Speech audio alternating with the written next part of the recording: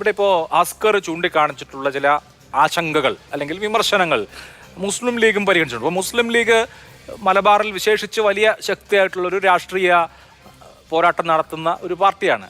അപ്പോൾ പ്രച്ഛന്നമായ രൂപത്തിൽ സൗഹൃദ കൂട്ടായ്മ, വ്യായാമ കൂട്ടായ്മ എന്നുള്ള നിലയിൽ വന്ന് ഒരു സംഘടനാ സംവിധാനം ഉണ്ടാവുകയും അവരൊരു പ്രഷർ ഗ്രൂപ്പായി മാറുകയും ചെയ്യുമോ എന്നൊരാശങ്ക. തീവ്രവാദം അങ്ങനെയുള്ള കാര്യങ്ങളൊക്കെ വിടൂ, അതിനപ്പുറത്തൊരു സമ്മർദ്ദ ശക്തിയായി മാറാൻ അല്ലെങ്കിൽ അപ്പോൾ ലീഗിനോട് പോലും അല്ലെങ്കിൽ മറ്റ് രാഷ്ട്രീയ കക്ഷികളോട് പോലും വിലപേശാൻ കഴിയുന്ന ഒരു വലിയ സുഘടിതമായ ഒരു ഫോഴ്സായി അങ്ങനെ മാറാം എന്നൊക്കെ വേണമെങ്കിൽ രാഷ്ട്രീയ കക്ഷികൾക്ക് ആശങ്കപ്പെടാം. അങ്ങനെയൊക്കെ ഉണ്ടോ?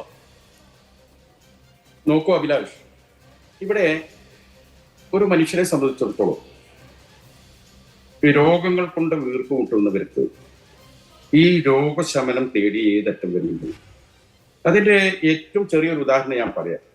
അരീക്കോട് എന്ന മലപ്പുറം ജില്ലയിലെ വിദ്യാസമ്പന്നമായ ഒരു പ്രദേശത്ത് അവിടെ ഒരു റിട്ടയർഡ് PWD എഞ്ചിനീയർ, അദ്ദേഹത്തിന്റെ പേര് ഹബീബ് എന്നാണെന്നാണ് എൻ്റെ ഓർമ്മ. അദ്ദേഹം വിദേശത്ത് സ്കാൻഡിനേവിയൻ രാജ്യങ്ങളിലൊക്കെ പരീക്ഷിച്ച് റിസൾട്ട് കണ്ട LCHF എന്ന ഒരു ഭക്ഷണമുറ ഈ അരീക്കോട് നിന്ന് അദ്ദേഹത്തിന്റെ സഹപാഠികൾക്കിടയിൽ ആരംഭിച്ചു. വളരെ പെട്ടെന്നായിരുന്നു അത് കേരളം മുഴുവൻ പടർന്നത്. ഒരുപക്ഷെ അന്ന് ഈ മോഹൻ മാഷൊക്കെ എവിടെയായിരുന്നു എനിക്ക് അറിഞ്ഞൂടാ. സത്യത്തിൽ എല്ലായിടത്തും ഞാൻ പോലും അതിൽ പോയി ചേർന്നപ്പോ എന്താ സംഭവിച്ചാല് നമ്മളൊക്കെ ഡയബറ്റിക് പറ്റാണ്ട് പോയി. അതായത് ഈ കാർബോഹൈഡ്രേറ്റ്സ് ഉള്ള ഭക്ഷണ പദാർത്ഥങ്ങൾ മാറ്റി നിർത്തിക്കൊണ്ടുള്ള ഒരു ഭക്ഷണ രീതിയാണ്. അത് വളരെ റിസൾട്ട് ഓറിയന്റഡ് ആയിരുന്നു. എല്ലായിടത്തും അതിന്റെ കൂട്ടായ്മ വന്നു. ഗൾഫിലൊക്കെ ഞങ്ങൾ പൊളിറ്റിക്കൽ പ്രോഗ്രാമിന് പോകുമ്പോൾ ഞങ്ങൾക്ക് ഉണ്ടാകുന്നതിനേക്കാളും വലിയ സദസ്സായിരുന്നു ഹബീബ് സാറിനൊക്കെ, അതിന്റെ ആളുകൾ.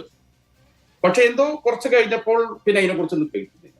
അതിലേക്ക് ആളുകൾ കൂടിയ വികാരം എന്താണ്? ഈ രോഗശമനമാണ്. ഇപ്പോ ഈ മെക്സമിലേക്ക് ആള് ആകർഷിക്കുന്നത് എന്താണ്? ഒരു പൊളിറ്റിക്സ് വരില്ല. ഞങ്ങളെ നേതാവ് കുഞ്ഞാലിക്കുട്ടി സാഹിബ് പോയി വർഷങ്ങൾക്ക് മുമ്പ് അദ്ദേഹത്തിന്റെ മണ്ഡലത്തിലുള്ളവർക്ക് എല്ലാവരും അദ്ദേഹവും ഇതിൽ പങ്കെടുത്തതാണ്. കാരണം ഇത് നമ്മൾ പഠിക്കേണ്ടത് ഇപ്പോൾ നിങ്ങൾ നോക്കി നമ്മളെ ഹസ്കർ അദ്ദേഹം നല്ലൊരു ഡൗട്ട് നമ്പിയരാണെന്ന് നമുക്ക് കൂടുതൽ ബോധ്യമായി. ഇപ്പോൾ സംശയം കിടന്ന് കളിക്കുകയാണ്. ഈ സംശയം ഈ LCHFന്റെ വന്ന കാലത്ത് അങ്ങനെയാണെങ്കിൽ അതിലും മുസ്ലിങ്ങളെ കൂടുതൽ. എന്താ കാരണം? ഞങ്ങളുടെ സമുദായത്തിന് പട്ടാളത്തിൽ പ്രാതിനിധ്യം കുറവാണ്. ഉദ്യോഗസ്ഥര്, പോലീസിൽ, സർക്കാരിൽ, ജുഡീഷ്യൽ ഒക്കെ കുറവാണ്. പക്ഷേ മെഡിക്കൽ കോളേജിൽ ഞങ്ങൾ അടിച്ച് മുന്നേറിക്കൊണ്ടിരിക്കുക. ആശുപത്രിയിൽ ഞങ്ങളോട് കെട്ടപ്പൊട്ടിക്കാൻ ഒരു സമുദായത്തിനും സാധ്യമല്ലാത്ത രീതിയിലാണ്. ഒരു പക്ഷേ ഗൾഫിലെ ഫുഡും സംസ്കാരത്തോട് വന്നതായിരിക്കാം. അതുകൊണ്ട് സ്വാഭാവികമായും രോഗികൾ കൂടുതൽ ഞങ്ങളുടെ കൂടെ ഉണ്ട്. അതുകൊണ്ടാണ് ഇതിലേക്ക് കൂടുതൽ ആളുകളെ ആകർഷിച്ചത്. ഞാൻ നേരത്തെ പറയാൻ ശ്രമിച്ച ഒരു കാര്യമുണ്ട് അഭിലാഷ്, അത് അടുത്ത തവണ ആക്കാന്ന് പറഞ്ഞു. എന്റെ നാട്ടിൽ ഇതുണ്ട്. അപ്പോ എന്റെ നാട്ടിൽ അറിയാം, അതിന് വ്യത്യസ്ത മതക്കാരൊക്കെ ഉണ്ട്. പിന്നെ എന്നെ അതിൽ ക്ഷണിച്ചതാണ്. എനിക്ക് പോകാൻ കഴിയാത്ത പോയാൽ കണ്ടിന്യൂ പോകേണ്ടി വരില്ല എന്നുള്ളതാണ്. പക്ഷേ ഞങ്ങളുടെ നാട്ടിലെ ഒരു പ്രഗത്ഭനായ ഒരു CPMന്റെ നേതാവുണ്ട്. അദ്ദേഹത്തിന്റെ പേര് ബാദുഷ എന്നാണ്. കടലുണ്ടി നിവാസിയാണ്. അദ്ദേഹം കേരള പ്രവാസി സംഘത്തിന്റെ സംസ്ഥാന ഭാരവാഹിയാണ്. കേരള സർക്കാരിന്റെ ഒരുപാട് ഗവേണിംഗ് ബോഡിയിൽ അംഗമായ ഒരാളാണ്. മന്ത്രി, ഞങ്ങളെ MLA മന്ത്രിയാണല്ലോ, മന്ത്രി റിയാസിന്റെ അടുത്ത് എന്തെങ്കിലും ഒരു കാര്യത്തിന് വേണ്ടി സമീപിക്കണമെങ്കിൽ ഞങ്ങളെല്ലാവരും ഡിപ്പെൻഡ് ചെയ്യുന്ന ഒരു വ്യക്തിയാണ്. നമ്മളെ നല്ല എൻ്റെ സുഹൃത്താണ്. അദ്ദേഹത്തിന്റെ ഒരു ഫേസ്ബുക്ക് പോസ്റ്റ് ഞാനിത് അഭിലാഷിച്ചത്. മോഹൻ മാഷ് പറഞ്ഞു, മോഹൻ മാഷ് തിരുത്തി. പക്ഷേ ഹസ്കറിനെ പോലെ, ബാദുഷയെ പോലെയുള്ള പല അനുയായികൾ അവരിപ്പോഴും ഡൗട്ട് നൽകാറുമാരാണ്. എന്താണ് ആ പോസ്റ്റർ പറഞ്ഞിരിക്കുന്നത്? ഇപ്പോഴും എന്തുകൊണ്ട് അങ്ങനെ കൂടുന്നു? എന്തുകൊണ്ട് ഇതിലേക്ക് കൂടുതൽ ആളുകൾ വരുന്നു? എന്തുകൊണ്ട് ഇത് ഇങ്ങനെ ആകുന്നു? എന്തുകൊണ്ട് ഇത് വളരെ വ്യക്തമല്ലേ? മനുഷ്യന് ആശ്വാസപ്രദമായ ഒരു വ്യായാമ രീതിയിലേക്ക് പോയാൽ അത് പോകാൻ പാടില്ല. പിന്നെ ഇവിടെ വില്ലൻ ജമാഅത്തെ ഇസ്ലാമി ഇത് എന്തോ ഒരു കുടിക്കടമോ അല്ലെങ്കിൽ ഒരു പശ്ചാത്താപോ തീർക്കലാണ്. ഇന്ത്യൻ ജമാഅത്തെ ഇസ്ലാമി ഇന്നൊന്നലെ ഉണ്ടാക്കിയതല്ല, നമുക്കറിയല്ലോ. അതിന് നയം ഒന്നാണ്. ഇടയ്ക്ക് ആ നയങ്ങളൊക്കെ പോലെ അമെൻഡ് ചെയ്ത് പോവാറുണ്ട്.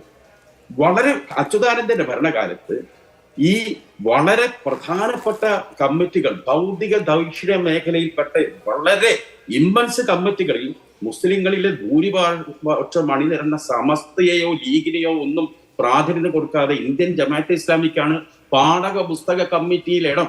അത് ഒരാളല്ല, രണ്ടാള്. അതേമാതിരി പാലുളി കമ്മിറ്റി, സച്ചാർ കമ്മീഷന്റെ ആനുകൂല്യം മുസ്ലിങ്ങൾക്ക് കൊടുക്കണോ വേണ്ടയോ എന്ന് ആലോചിക്കാൻ വേണ്ടി ഉണ്ടാക്കിയ കമ്മിറ്റിയാണ്. ആ കമ്മിറ്റിയിൽ മുസ്ലിങ്ങളിൽ ആർക്കൊക്കെ കൊടുക്കണം എന്ന് ആലോചിക്കാൻ വേണ്ടി മുസ്ലിങ്ങളിലെ ഭൂരിപക്ഷത്തെ പ്രതിദാനം ചെയ്യുന്ന സമസ്തയെ വിളിക്കുന്നില്ല.